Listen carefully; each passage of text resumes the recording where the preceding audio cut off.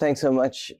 My name is Rajan Jain. I'm a cardiologist at the University of Pennsylvania, and I'm also an ASCI counselor. It's my pleasure to be here with Dr. Alex Bick from Vanderbilt University, who's the 2025 Seldin Smith Awardee. Thanks so much, Dr. Bick, for joining us. Thanks for having me. And we wanted to have a short conversation to introduce the community, though I know many of you already know Alex, about some of the work he's doing. So Alex, maybe we could start a little bit about, could you tell us a little bit about what's motivated you to set up your own lab and make research a central focus of the work you're doing today?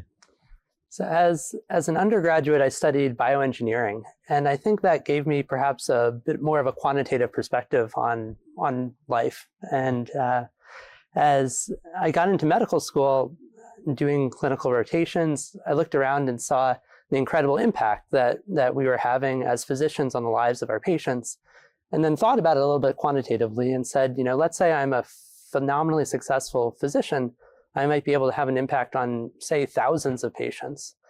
And then thought about it a little bit more and said, well, but if I was a physician scientist and really changed not just how I was practicing medicine, but how colleagues around the world could practice medicine, we could have an even greater impact. And so what sort of motivated me to pursue this career and continues to motivate me every day is to think about how is it that we can transform medicine and in the biggest way possible. So that's what we do in our lab, in our clinic, and really excited to be part of a community like ASCI, where that's the mission of truly everybody in the community. Yeah, I think that resonates with many of us here in the society. Maybe you could tell us a little bit more specifically what are the goals of the research that you're taking on right now going forward, and maybe ask slightly differently. As a human geneticist, what do you think are the major questions going forward that need to be tackled, or that you're excited to tackle, maybe? Yeah, human genetics has really undergone this revolution over the past 30 years as sequencing technologies have become more ubiquitous, cheaper, are now clinically used every day. And when I was a graduate student studying human genetics, I was really focused on what made people different from one another. We sequenced individuals from the Framingham Heart Study and found that some went on to get cardiomyopathy, some went on to get coronary artery disease. Why was that? And studying these differences was what really drove this wave of human genetics. And one of the main principles was that your genome doesn't change, that the genome that you're born with is the genome you have for the rest of your life. What I came to discover when I was doing my postdoctoral work with Say Kathreson in collaboration with many other ASCI members like Peter Libby and Ben Ebert, was that your genome actually does change over the course of your lifetime.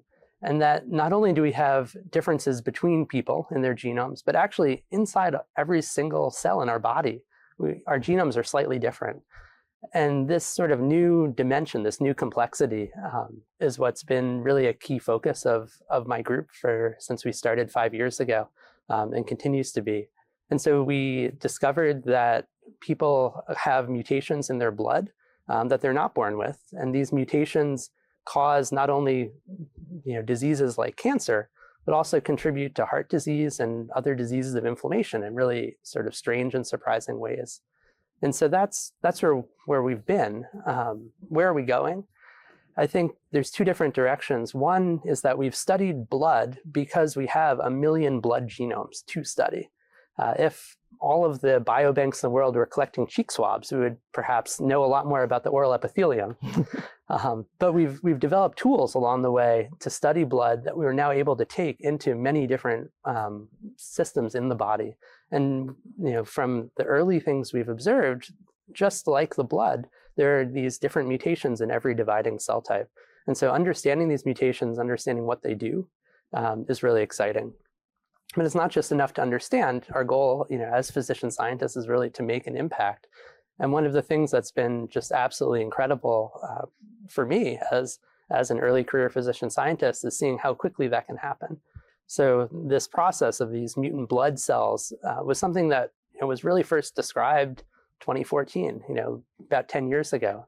And then just this year, we actually have finished the first phase 2 clinical trial, enrolling patients on the basis of having these mutant blood cells. And so to be able to go from observation, all the way to human impact in a decade is absolutely unbelievable, and something that we're continuing to push forward in both in the lab and also in the clinic. Yeah, I think harping on something you were saying, I think all the new single cell technologies, imaging technologies to bring to bear on somatic mosaicism will lead to a fundamental revolution in our understanding of human genetics. And like you mentioned, the ability to intervene at early time points. I think it's going to be exceptionally exciting times. Taking a step back, maybe you could tell us a little bit about maybe some of the obstacles that you had to overcome on this journey that you've been on, first in Boston and now at Vandy. I think one of the challenges has been that I've always wanted to do both things all the time. And so even when I was a first year medical student, taking anatomy at nights, on the weekends, I was going back to the lab to try and keep my cell culture alive. And I actually almost failed the first year anatomy class. So my physician scientist career almost ended right then and there. And this has been sort of a recurring theme throughout my career, where then I finished the PhD, it went really well, and I wanted to go into residency. And again, in residency, I wanted to keep my research going because the field was moving so quickly that I didn't want to leave it for 5 years, 8 years, and come back. And I think I've always been extraordinarily lucky to have, not just mentors, but to have sponsors, to have people who have, tried to imagine with me how to make that goal possible. And so when I was interviewing for medicine residency at MGH, our chair of medicine, Katrina Armstrong, and program director Jay Vias and PSTP director Jay Rajgopal, sat with me and said, well, we've never really done anything like this before, but we think, for the first intern year, you really should learn how to be a doctor. So, maybe like first 9 months, let's really do clinical work. But after that, you can really take 3 months and do clinical work, 3 months and do research and go back and forth. And doing that actually dramatically accelerated what I was able to do during residency. I did 4 years of medicine residency, but I also did 4 years of postdoc at the same time. And at the end of that, I had enough, of a research program developed that I was able to actually just start my own lab. And so, imagining how do we make these audacious requests possible, I think is really always a challenge. And again, I've been so fortunate to have physician scientists in my life who really made that possible. Yeah, it seems like you've had great sponsors and mentors, as you mentioned, who allowed you to think flexibly about what was best for your path. And I know that conversation is happening across the nation as we've been trying to think about how to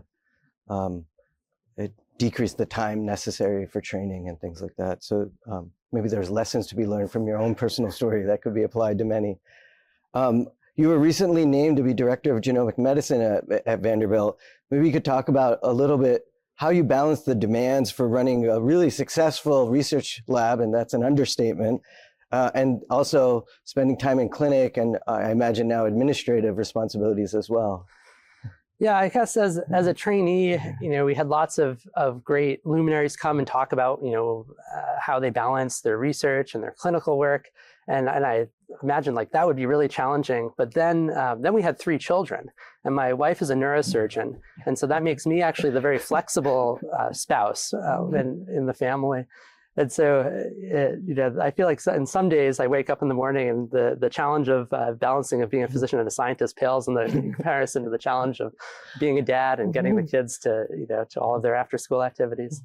But on a more serious note, I think the model that I've tried to follow, which I think is one that I've learned from many mentors in our community, is to try and make the two as synergistic as possible. And that the clinic that I have in genomic medicine is very well circumscribed.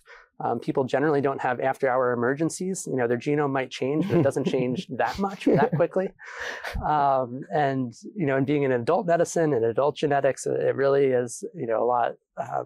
There are a lot fewer emergencies. Sure. And making sure that in collaboration with leadership that clinical work is well supported. That I have the genetic counselors there to make sure that the results are followed up on, even if I'm a little bit slow to do that. And so having the right support certainly helps. But then, not just having the support, but the work that I'm actually doing in the clinic is seeing patients with clonal hematopoiesis, with these mutant blood cells, seeing patients with some of the same genetic alterations that we're studying in the lab, being able to take samples from those patients back to the lab. And so then when I'm in the clinic, everything that I'm doing in the lab actually is making me a better doctor, for those patients.